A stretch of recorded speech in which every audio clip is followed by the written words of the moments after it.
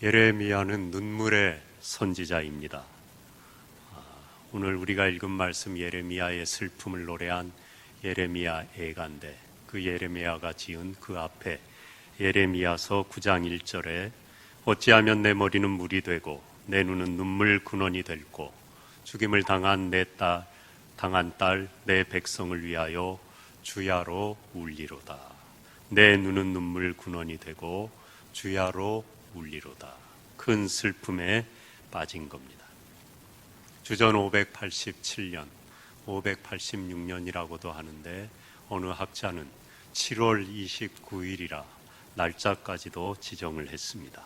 예루살렘이 바벨론에 멸망당한 날입니다. 그걸 목격한 이 예레미야가 지금 하나님 앞에 울며 슬픔을 노래하고 있는 것입니다. 시편 137편 1절에서 3절에 보면 우리가 바벨론의 여러 강변 거기에 앉아서 시온을 기억하며 울었도다. 그 중에 버드나무에 우리가 우리의 수금을 걸었나니 이는 우리를 사로잡은 자가 거기서 우리에게 노래를 청하며 우리를 황폐하게 한 자가 기쁨을 청하고 자기들을 위하여 시온의 노래 중 하나를 노래하라 함이로다. 이스라엘이 멸망하고 바벨론으로 포로로 잡혀가는 상황이에요. 그래서 하나님을 찬양하고 즐거워하며 탔던 그 수금을 버드나무에 걸었다는 거예요. 이제 더 이상 기쁨으로 찬양하고 노래할 일이 없어졌다는 겁니다. 여러 강변 거기에 앉아서 시온을 기억하며 울었도다. 이 백성의 환난 가운데 선지자 예레미야는 말로 할 수 없는 슬픔 가운데 이 예레미야 애가서를 지었어요. 그리고 오늘 본문 말씀에 이 슬픔을 인격화해서 표현하고 있습니다. 18절에 딸 시온의 성벽아 너는 밤낮으로 눈물을 강처럼 흘릴지어다. 이스라엘 백성들이 이렇게 토로하게 되리라는 거예요. 그냥 자기가 우는 걸로도 성이 안 차고 이 슬픔이 너무 커서 말 못하는 성벽을 향하여서 눈물을 흘리라고. 여러분, 우리가 너무 슬프면요 길 가는 사람 다 슬퍼 보여요. 내리는 비도 하나님의 눈물로 보인대잖아요. 그죠? 다 슬퍼 보입니다. 그렇게 안 돼 보이고 슬퍼 보인지 몰라요. 말 못하는 성벽도 지금 슬퍼 보이는 것입니다. 이스라엘에게 큰 아픔이 닥친 거예요. 눈동자를 쉬게 하지 말지어다. 계속 울라는 거예요. 너무 슬프니까 이 울음을 멈출 수가 없다는 것입니다. 그래서 애가라 그러는 거예요. 슬픔의 노래입니다. 지금 우리가 역대하까지 이스라엘이 남북 왕국으로 분열되고 멸망하기 전까지 역대 왕에 대해서 살피고 그동안 활동했던 선지자를 이렇게 살펴보고 있잖아요. 활동했던 선지자 예언자라고도 하죠. 하나님의 말씀을 전하여 사자후를 토로하는 하나님의 받은 계시의 말씀을 이 땅 살아가는 백성들 가운데 전하는 진리의 수호자들입니다. 불같은 말씀을 이 예언서를 통해 보면 토하고 있습니다. 크게 선지자들이 하는 말씀이 뭐냐? 세 가지예요. 돌아서라는 겁니다. 방향을 전환하라는 겁니다. 하나님을 믿는 믿음의 자리로 나오라는 거예요. 우상 더 이상 섬기지 말고 거짓하고 탐욕에 빠져서 이 세상이 끝인 것처럼 이 세상만 바라보고 사는 자들이여 영혼을 바라보고 하나님께로 돌아오시오. 방향을 전환하시오. 끊임없이 그것을 선포하는 겁니다. 또 믿은 사람들에게 이스라엘 백성들에게는 하나님을 믿고 천국의 소망 영혼에 대한 믿음을 가지고 살아가지만 연약하니까 곁길로 가기도 하고 좌로나 우로나 치우쳐서 그 인생의 길이 굽어지기도 합니다. 그때마다 하나님은 이 선지자들을 세우셔서 인생의 길을 바로 정하라고 고든 길을 가라고 굽은 길을 바르게 하는 메시지를 전하는 거예요. 진리의 길이 무엇인지 다시 한번 이스라엘로 하여금 기억하게 하는 것입니다. 그리고 이 땅이 전부가 아니라고. 이 땅에 너무 소망 두고 살지 말고 하늘의 소망을 두고 살아가라고. 참 소망은 하나님께 있다고 끊임없이 선포하는 것입니다. 특별히 고통과 절망 중에 한 줄기 소망도 없이 살아가는 사람들에게 영원한 소망, 하나님 나라가 있다고 위로의 메시지를 전하는 거예요. 이게 선지자들이 선포한 하나님의 말씀입니다.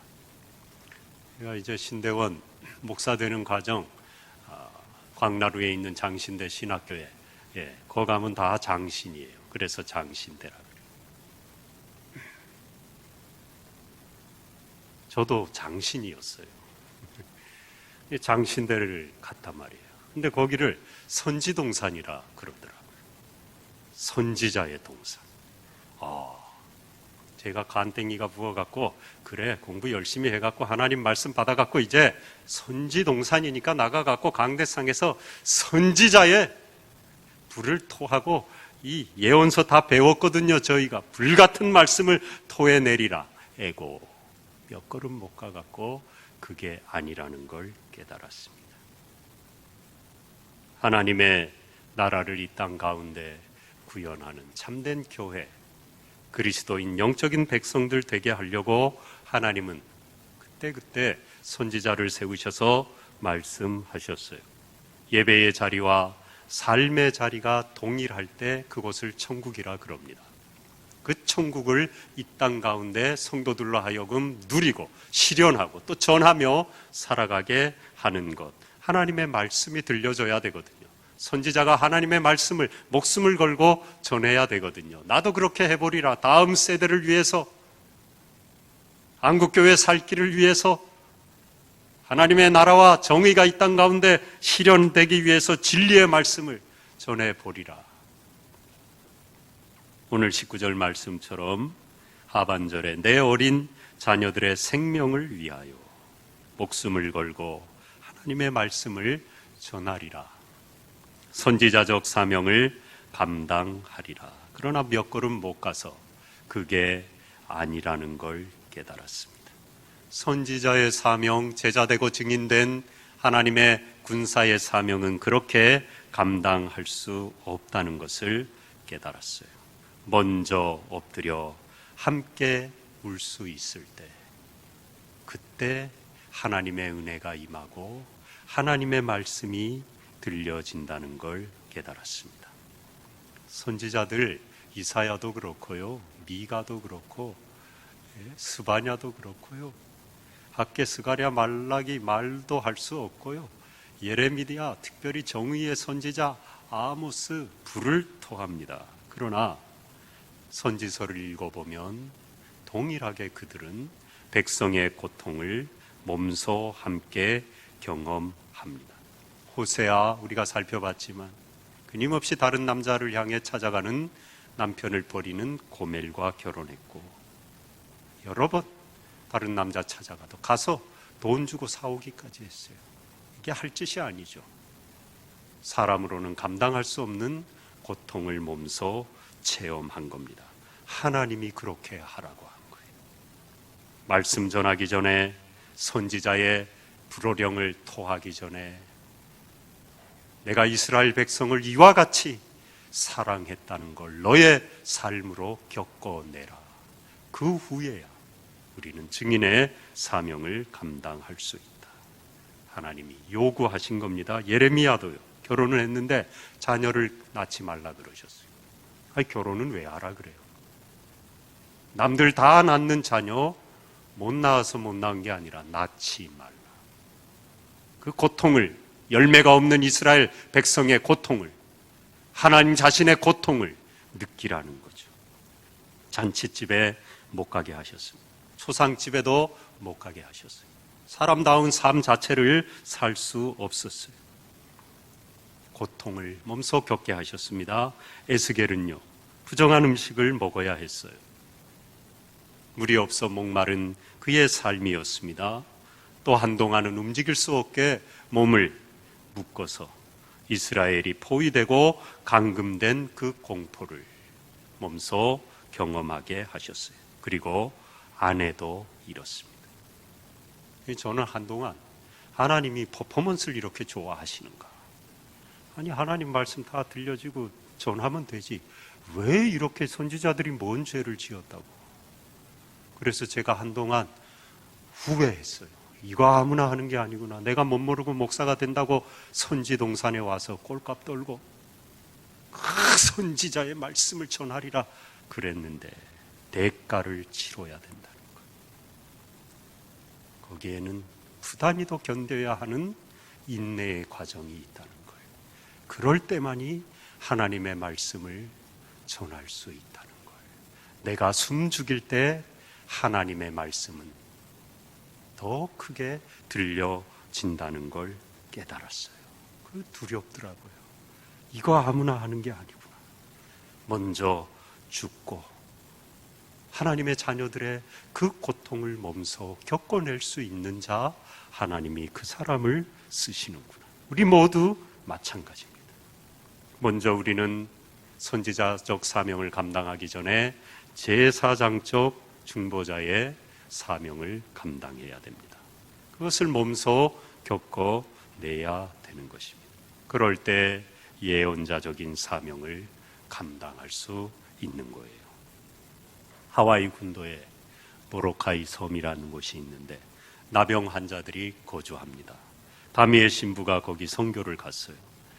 아무리 복음을 전해도 마음을 열지 않는 거예요. 하나님은 여러분을 사랑하십니다. 그러면 당신은 멀쩡하니 그런 소리 하지.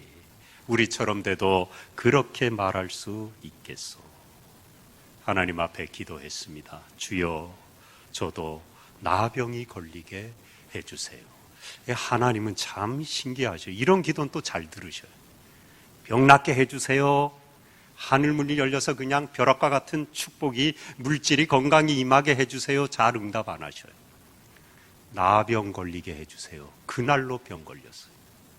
살이 짓무르고 고름이 나기 시작합니다. 이제 그 나병 환자들에게 복음을 전합니다.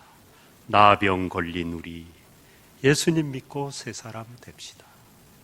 아멘 하고 하나둘 사람들이 그리스도를 영접하기 시작하는 거예요. 성육신이죠. 말씀이 육신이 되셨기에 우리가 그 말씀을 듣는 겁니다. 하나님이 하늘에서 아들 예수님 보고 너 능력이 많으니까 밧줄 내려갖고 몇 가닥 붙잡는 인간들은 구원받게 해라. 그러면 아마 다 손살에 쳤을 수 있어요. 그런데 육신의 몸을 입고 이 땅에 오셔서 삶에 찌든 그 고통을 사는 동안도 십자가에서 몸소 체휼하셨기에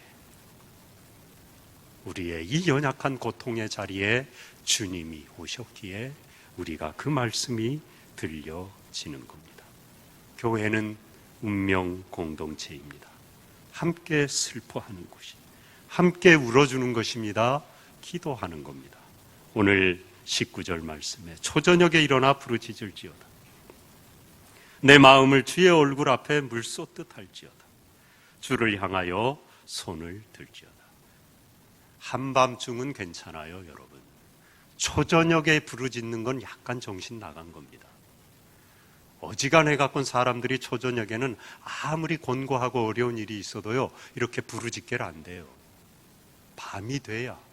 그 희한해요. 하나님이 우리 생체 리듬을 그렇게 만들어 놓으셨어요. 그만큼 절박하고 슬프다는 겁니다.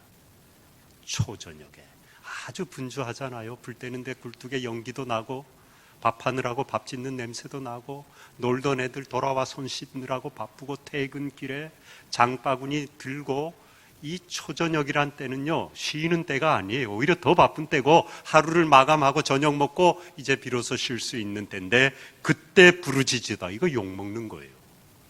저녁 준비하고 식탁에 다 둘러앉았는데 혼자 골방에 가서 주야! 그러고 있는, 약간 미친 거예요. 그만큼 슬프다는 거예요. 예레미야가 이렇게 할 수밖에 없다는 것입니다. 주의 얼굴 앞에 내 마음을 물 쏟듯 할지어다. 이게 주체할 길이 없는 거예요. 너무 슬픈 것입니다. 백성의 그 아픔을, 나라가 망하고 포로로 잡혀가는 이 처절한 고통을 몸소 온전히 누리는 거예요. 겪는 것입니다. 주를 향하여 손을 들지어다. 항복이잖아요. 손 들고, 여러분 어지간해 갖고는 우리가 손 안 듭니다. 정말 하나님 앞에 간절히 은혜를 사모할 때 나도 모르게 손이 들려지는 거예요. 그와 같은 아픔으로 함께 울어주고 슬퍼하고 기도하는 것, 그게 교회예요. 그게 신앙생활이고, 그럴 때 우리는 선지자적인 사명을 감당할 수 있는 겁니다. 선지자적 사명 감당한다고 두 손 있으니까 이걸 갖고 고통당하는 이들 붙들어주고 이 세상을 바로잡고 한다고 분주히하면 될 것 같죠? 아닙니다. 아무리 할 일이 많고 정의감에 불타고 전할 말씀이 많아도 한 손은 꼭 주님의 손을 붙들어야 돼요. 나머지 한 손으로 이웃의 손을, 옆에 있는 이의 손을 잡아줘야 되는 겁니다. 그게 제사장적인 삶이에요. 내 고통을 가지고 먼저 하나님 앞에 나아가서 위로받을 때, 주님의 은혜의 손을 체험할 때 우리는 나머지 한 손으로 다른 사람을 붙들어 줄 수 있는 것입니다. 고통이 없는 사람이 없잖아요. 가정도 그렇고 교회도 그렇고 나라도 그렇고 고통이 없는 삶이 어디 있습니까? 이스라엘 백성, 자기들이 자초하게 했지만 나라를 빼앗긴 말로 다 할 수 없는 처절한 공고함 가운데 지금 처했는데, 하나님은 이 선지자를 통하여, 또 선지자뿐만 아니라 모든 하나님의 자녀들이 그 고통 가운데 들려주시는 하나님의 음성을 듣기 원하시는 거예요. 공연히 주시는 고통이 아니라는 것입니다. 한 자매가 신앙생활을 하는데 자녀를 둘을 낳았습니다. 큰 아이는 생후 3개월 만에 이별했어요. 딸입니다. 둘째 아들인데 생후 7개월 만에 희귀병으로 또 잃었어요. 말로 다 할 수 없는 절망과 아픔이 있었지만 그래도 믿음을 지켰습니다. 그걸 견뎌보려고 어떡하든지 하나님의 말씀을 붙들고 씨름하고, 또 자기가 큰 고통을 경험했으니까 힘들어하는 사람들 위해 기도하는 중보 기도팀에 들어가 기도도 하고, 그러다 이제 집사가 되고 구역장이 되어서 힘든 구역 식구들 돌보는 일을 했어요. 어느 날 친구를 전도했습니다. 근데 기껏 복음 전했는데 마음이 너무 상한 거예요. 내가 힘든 일을 겪고 교회에서 위로를 얻으니 참 다행이다. 그런데 나는 아직 그런 일이 없어서 교회 안 가도 돼. 괜찮아. 그런 거예요. 거절을 했는데 그 말이 마음에 박힌 겁니다. 자기 신세가 너무나 처량한 거예요. 위로나 받고자 교회를 다니는 나약한 존재라는 친구의 말을 통한 사탄의 속삭임에 넘어간 거예요. 낙심이 되고 속상한 겁니다. 내가 지금 뭐 하고 있는 건가? 자기의 감정을 속인 것이 또 속상한 거예요. 사실은 천국의 소망 갖고 그 아이들 천국 가면 만나겠지, 기뻐하려고, 감사하려고 너무 애를 썼지만 속에 끓어오르는 분노와 절망과 그 아픔과 어둠을 다 치유받은 것처럼 스스로 속인 자신이 너무나 속상한 거예요. 목사님을 찾아갔습니다. 사실 교회에서 위로를 얻는 것도 맞지만 무조건 승리한 모습만 보여주고 싶어서 저의 감정을 치장했어요. 그런 제 모습이 너무나 속이 상합니다. 그러나 이제는 고난을 극복한 간증이 아니라 하나님 자신이 나의 상급인 것을 인하여 연약한 내 모습이 그 자체가 간증이 되도록 기도해 주세요. 목사님께 이제야 비로소 자기의 연약함을 있는 그대로 내어놓고 진솔한 기도 부탁을 한 거예요. 고통을 이기고 부활의 승리를 나의 것으로 믿는 믿음은 귀하지만 여전히 연약한 나의 모습을 인정하기 싫어서 그것을 내 것으로 삼고 전해보고자 하는 선지자적인 시도, 어리석은 거라는 겁니다. 내려놓으라는 것입니다. 있는 그대로 내 연약함을 인정하라는 거예요. 그 고통 중에 제사장적인 피 흘리는 눈물의 기도의 그 삶의 자리가 하나님의 영광이 드러나는 자리라는 거예요. 인간의 나약함을 통해서 하나님의 전능에 참여하는 것, 그게 신앙이에요. 내가 하나님인 것처럼, 내가 모든 문제를 해결한 것처럼 하나님은 기도만 하면 내 기도에 응답해 주시는 거죠. 하나 나는 아픔도 없고 절망도 없고 슬픔도 없고 날마다 기쁘고 감사하고 참 귀한 신앙이죠. 그러나 여러분 솔직히 그렇습니까? 그런 사람 어디 있습니까? 한번 손 들어보세요. 신발 벗고 양말 벗고 흔들어 보세요. 아무도 없잖아요. 거짓말이에요. 그거는 십자가의 부활을 거짓으로 포장한 겁니다. 여전히 우리는 고통 가운데 있습니다. 이 땅에 사는 동안 문제와 아픔이 없는 삶은 없습니다. 그러나 그 연약한 자리에, 내 아픔의 자리에 하나님의 전능이 좌정하는 것, 그게 신앙이에요.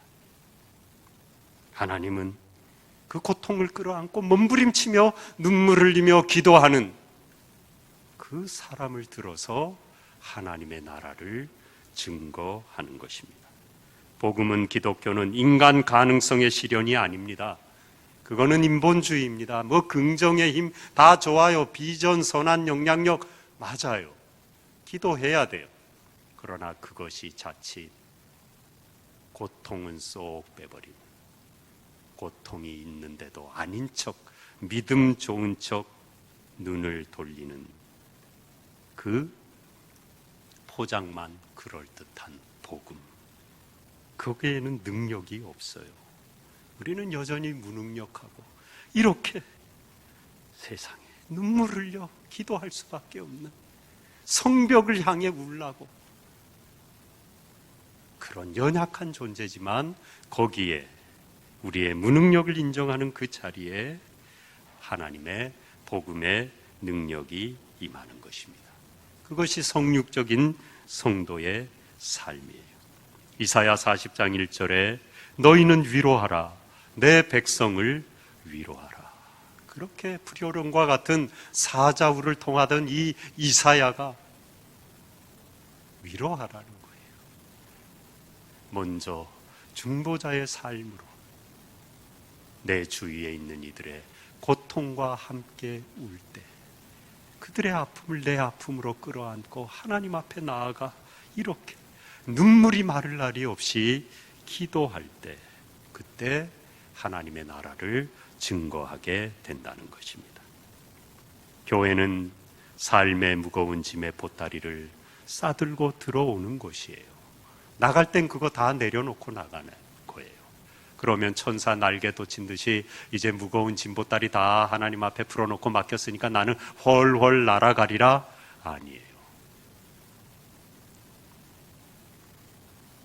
내 아픔과 고통은 주님께 맡겼을지라도 내 주위에 이 세상의 고통을 끌어안고 하나님이 맡겨주신 더 무거운 십자가를 쥐고 나아가는 곳, 그게 교회인 것입니다.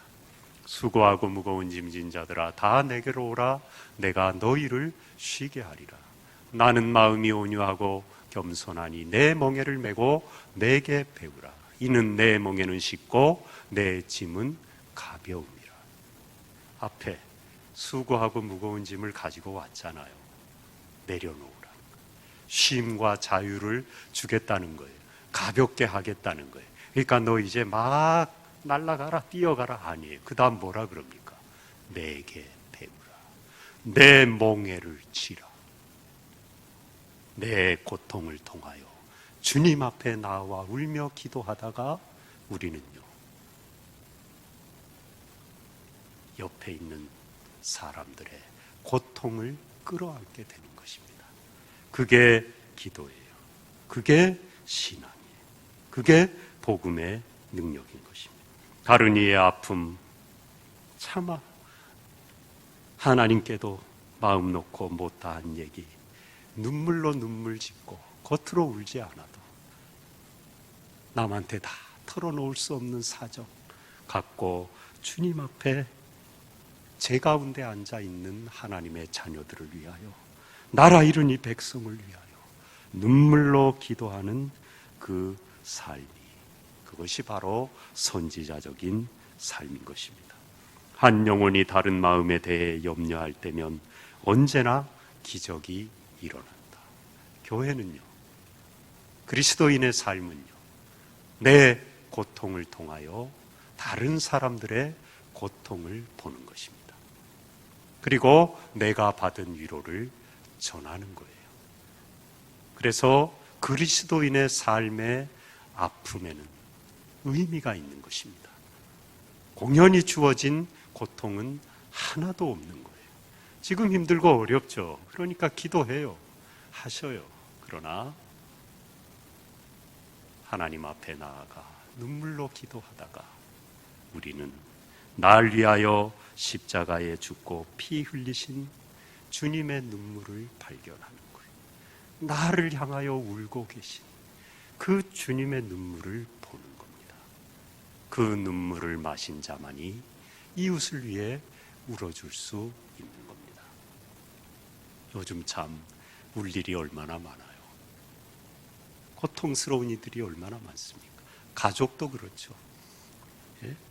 남자들 이렇게 한 손 갖고 백 운전할 때 여자들이 그게 그렇게 멋있어 보인대잖아요. 결혼하고 싶죠? 예, 여자 차가 있긴 있어야 되는데 옆에 태우고 한 손으로 후진해 보세요. 그 다음 날 결혼할 수 있어요. 그게 그렇게 여자들은 그게 잘 안 된대요. 야, 당신 멋있다고 어떻게 한 손으로 뒤도 안 보고 후진을 그렇게 잘하냐고. 그래 보세요. 남자들이 뭐라 그럽니까? 나 후진하고 부산까지 갈 수 있어. 하여튼 뻥도 잘 쳐요. 그게 남자예요. 위로하세요. 자꾸 뒤에 부디 그러지 마시고, 잘한다고? 당신은 어떻게 이렇게 후진도 잘하냐고. 여자들 이렇게 립스틱이 이쁘게 바르고 그러면 쥐 잡아먹었냐고. 잡아먹을 게 없어. 쥐 잡아먹으려 시뻘겋게 발라요. 그러지 말고, 눈이 부시다고. 당신같이 그렇게 이쁜 입술은 내가 본 적이 없다고. 그럼 또 여자들이 인간이 뭘 잘못 먹었나. 그러지 마시고, 고맙다고. 그렇게 서로 가족끼리도 위로하세요. 작은 말 한마디라도. 별거 아닌 것 같지만 우리 모두는 위로받아야 되는 연약한 존재입니다. 교회는 우리 모두 힘든 문제를 끌어안고 와서 하나님의 위로를 체험하는 곳이에요. 날 위하여 지금도 눈물 흘리고 계신 주님의 손을 붙드는 곳입니다. 그리고 그 받은 사랑 가지고 그 주님의 눈물을 기억하고 나도 내 고통 때문에도 눈물 짓지만 옆에 힘들어하고 아파하는 이들을 위하여 울어줄 수 있는 그런 삶이 되는 거예요. 하나님의 크신 은혜를 체험하고 위로를 체험하고 여러분도 그 위로를 전하며 살아가는 삶이 되시기를 축복합니다.